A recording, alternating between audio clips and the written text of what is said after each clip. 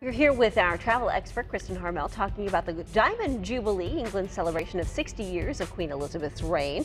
We've talked about London and the Isles of Scilly. Now, Kristin is back to talk about making it all affordable and bringing the magic of the Jubilee home. Good morning, Kristin. Good morning. Okay, now traveling to London can be kind of expensive, right? Absolutely, and you know, especially with the Diamond Jubilee going on in the Olympics, I think this is going to be an expensive summer to travel.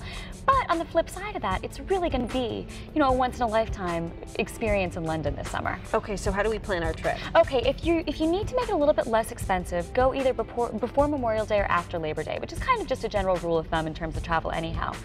Or you can actually hop over to somewhere else on the continent and take a train or a shorter flight from elsewhere in Europe to London. It's just sort of a cheaper way to get there if prices have risen. Okay, what about the Eurostar?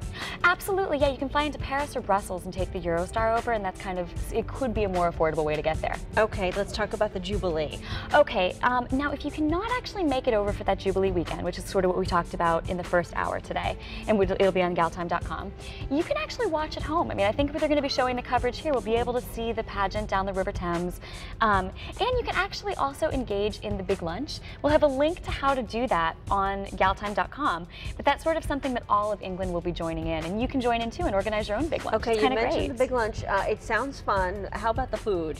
Okay, so when I was over in England, I spent some time, most of my time there in the Isles of Scilly, which are this group of islands off the southwestern coast of England in Cornwall. So I'm bringing back some recipes I'm going to be putting on galtime.com for things that are sort of traditional in Cornwall.